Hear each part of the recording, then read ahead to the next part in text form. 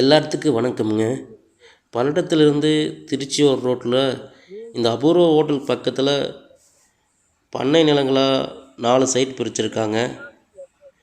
ஒரு சைட்டுக்கு 25 சென்ட்டுங்கிற விதத்தில் கட் ரோட்டு மேலே தெற்கு பார்த்து பிரிச்சுருக்காங்க.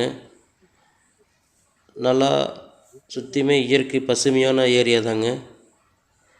நம்ம சாந்தி மகாலுக்கு நேர் பேக் சைடில் இந்த இடம் இருக்குங்க.